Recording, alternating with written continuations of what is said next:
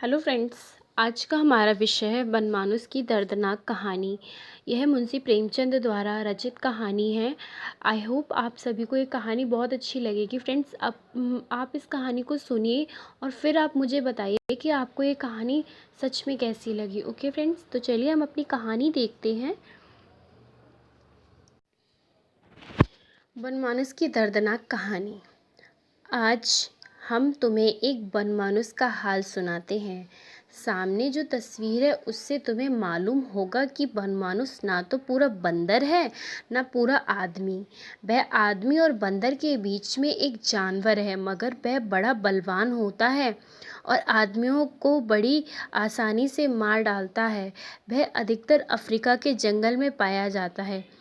एक दिन एक शिकारी अफ्रीका के क्लब में बैठा हुआ अखबार पढ़ रहा था कि उसका एक दोस्त घबराया हुआ कमरे में आया और बोला, एक हब्सी बहुत दूर से आया है और कहता है कि पास के जंगल में एक नर बनमानुस निकला है जो सिर्फ आदमियों को मार रहा है। शिकारी ने उस हब्सी को बुलाकर पूछताछ की तो मालूम हुआ कि उबासी जाति के एक आदमी ने उस बनमानुस के जोड़े को मार डाला है। शायद इसीलिए वह आदमियों को मार रहा है। हब्सी ने कहा, साहब, ऐसे डिलडॉल का बनमानुस कहीं देखने में नहीं आया था। बड़े बड़े जवानों को बात की बात में मार डालता है। ताज्जुब तो यह है कि वह चुन चुनकर उसी जाति के आदमियों को मारता है। अब तक करीब 10 उबासियों को मार चुका है। शिकारी शेर का शिकार करने आया था, पर उसने दिल में सोचा, ये बनमानुस तो शेर से भी ज़्यादा खौफनाक है, पहले इसी को क्यों ना मारूं। दूसरे दिन उसने तड़के ही सुबह शिकार का सामान ठीक ठाक कर लिया और उसी हफ्सी को लेकर जंगल की तरफ चल खड़ा हुआ। कई सिपाही भी मौजूद थे। वे भी अपनी चौलदारियों और बंदूक लेकर चलने को तैयार हो गए। हफ्सी राह दिखाता हुआ आगे आगे चलने लगा। दिन भर लगातार चलने के बाद वे लोग उबासियों के गांव में पहुंचे। रास्ते में बहुत से जानवर मिले, पर बनमानुस का कहीं निशान तक ना था। अफ्रीका के सब गांव करीब करीब एक जैसे होते हैं। गांव के बीच में उबासियों के सरदार का झोपड़ा था, चारों ओर बांसों से घिरा हुआ था। वह बड़े डिलडॉल का आदमी कंधे पर बंदूक रखे झोपड़े के सामने टहल रहा था। शिकारियों की खबर पाकर उबासी सरदार उनसे मिलने आया और फौजी सलाम करके बोला, आप लोग खूब आए। अब मुझे उम्मीद है कि बनमानुस जरूर मारा जाएगा। हम लोगों का तो घर से निकलना मुश्किल हो गया है। शिकारी ने गुरूर के साथ कहा, हाँ देखो क्या होता है, आए तो इसी इरादे से हैं। शिकारियों ने सरदार के झोपड़े के पास ही अपने छोलदारियां लगा दी और पेट देवता की पूजा करने की फिक्र करने लगा कि अचानक किसी के कराहने की आवाज़ आई, जैसे कोई मर गया हो।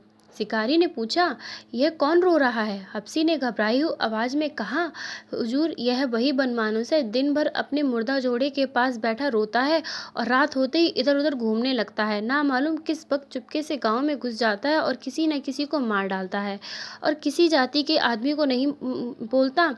लोग दिन भर के थके मांदे भूखे प्यासे थे, बनमानुस का शिकार करने की किसे सूझती थी। जब लोग खा पीकर फारिग हुए तो सलाह होने लगी कि बनमानुस का शिकार कैसे किया जाए। उबासी जाति के सरदार ने कहा, रात को आप लोग उसे नहीं पा सकते, दिन को ही उसका शिकार हो सकता है। शिकारियों को भी उसकी सलाह पसंद आई। सब अपनी अपनी छोलदारियों में घुस गए और बाहर पहरे का एक बंदोबस्त कर दिया गया कि 2-2 घंटे बाद पहरा बदल दिया जाए। शिकारी थका था, जल्द ही सो गया, लेकिन थोड़ी ही देर सोया था कि उसकी नींद टूट गई और सामने एक परछाई सी खड़ी दिखाई दी। उसकी आंखें आग की तरह जल रही थीं। अफसर ने फौरन आवाज़ दी, संतरी, पर कोई जवाब ना मिला। ना मालूम यह आवाज़ संतरी के कानों तक पहुंची भी या नहीं। अफसर ने तुरंत बिजली की बत्ती जलाई। उसका कलेजा सन्न हो गया। सामने 6 फीट का बनमानुस खड़ा था और उसके हाथों में संतरी की बंदूक थी, जिसकी नली बिल्कुल टेढ़ी मेढ़ी हो गई। वह शिकारी की ओर आंखें जमाए हुए था, जैसे सोच रहा हो कि इसे मारूं या छोड़ दूं। उसका डरावना चेहरा देखकर शिकारी की खिगी बन गई। मुंह से आवाज तक ना निकली। अचानक बाहर किसी चीज के गिरने का धमाका हुआ। शायद कोई शायद कोई संतरी अंधेरे में ठोकर खाकर गिर पड़ा था। बनमानुस ने झट बंदूक फेंक दी और उछल कर छोलदारी से बाहर निकल गया। अब अफसर साहब के होश ठिकाने हुए।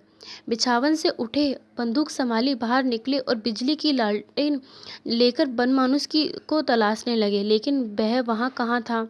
मगर इससे ज़्यादा ताज्जुब की बात यह थी कि उस संतरी का भी कहीं पता न था जो पहरा दे रहा था। शिकारी ने अपनी संतरी को ताकीद की, खूब होशियार रहे, मगर सोने की हिम्मत ना पड़ी।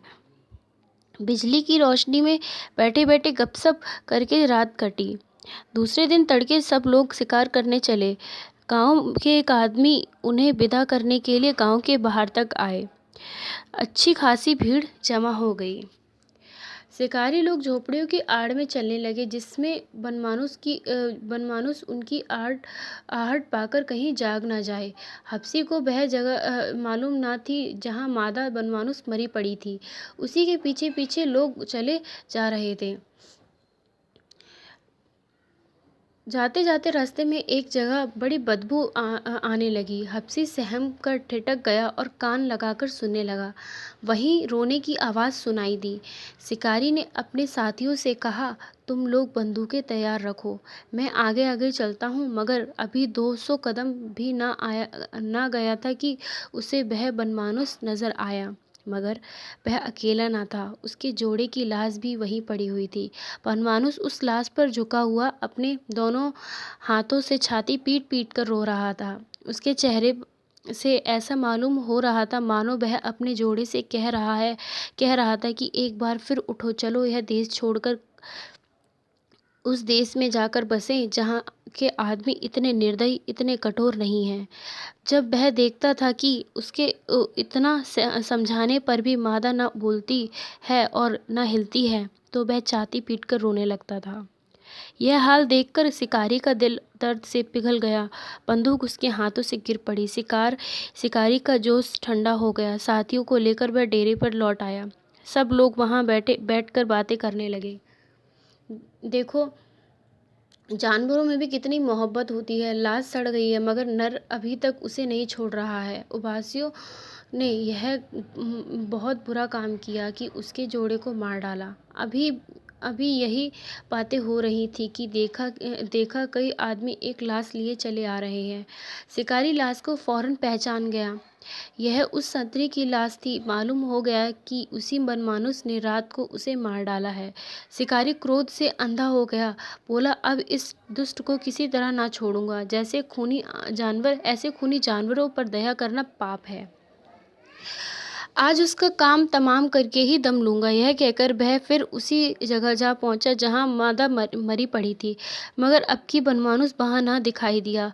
तब यह लोग उसके पैर का निशान देखते हुए उसकी खोज में चले। आखिर एक पहाड़ी के नीचे से जहां एक पहाड़ी नदी बहती थी, बनमानुस आता हुआ दिखाई दिया। उसकी देह से बूंद बूंद पानी टपक रहा था। मालूम होता था वह अभी नहाकर निकला है। शिकारियों को देखते ही पहले तो वह गरज उठा, फिर किसी शोक में डूबे हुए आदमी की तरह छाती पीट पीट कर रोने लगा। वह लोग चुपचाप खड़े रहे। जब वह बिल्कुल पास आ गया तो अफसर ने उसके कंधे पर निशाना लगाकर गोली चलाई। वह जोर से चीखा और गिर पड़ा। उसका एक कंधा जख्मी हो गया था, पर वह तुरंत ही दूसरे हाथ के सहारे से अफसर की तरफ दौड़ा। अफसर ने उसकी छाती पर गोली चलाई। शिकारियों ने समझा उसे मार लिया, मगर वह एक चट्टान फांदकर भागा और जंगल में घुस गया। शाम होने को थी। अब उसे ढूंढना बेकार समझकर शिकारी डेरे की तरफ लौटे, क्योंकि यह मालूम था कि वह घायल हो गया है। फिर भी लोगों ने पहरे का बंदोबस्त किया और खा पीकर सोए। रात भर सब लोग आराम से सोते रहे। अफसर साहब की नींद खुली ही थी कि एक हफ्सी दौड़ा हुआ आया और बोला, साहब वह तो फिर रो रहा है। अफसर ने ध्यान से सुना। हाँ, यह तो वही रोने को वहीं से रोने की आवाज़ आ रही है। लोगों ने झटपट कपड़े पहने और बंदूकें लेकर रवाना हो गए। उस जगह पहुंचकर ये लोग झाड़ियों की आड़ से दोनों बनमानुस की अंतिम प्रेम लीला का तमाशा देखने लगे। देखा कि वह अपने जोड़े की लाश को अपने खून से रंगी हुई छाती से दबाकर रो रहा है। उसकी आंखों में नशा सा छाया हुआ है। मालूम होता है जैसे कोई शराब के नशे में चूर हो। यह दर्दनाक मंजर देखकर शिकारियों की आंखें भी आंसू से तर हो गईं। यह तो मालूम ही था कि वह अब चोट नहीं कर सकता। शिकारी उसके बिल्कुल पास चला गया कि अगर हो सके तो उससे जीता पकड़कर मरहम पट्टी की जाए। उसे देखते ही बनमानुस ने बड़ी दर्दनाक आंखों से उसकी ओर देखा, मानो कह रहा था, क्यों देरी करते हो? एक गोली और चला दो कि जल्दी ही इस दुख भरे संसार से विदा हो जाऊं। शिकारी ने ऐसा ही किया। एक गोली से उसका काम तमाम कर दिया। इधर बंदूक की आवाज़ हुई, उधर बनमानुस चित हो गया। मगर आवाज़ के साथ ही शिकारी का दिल भी कांप उठा। उसे ऐसा मालूम हुआ, मैंने खून किया है, मैं खूनी हूँ।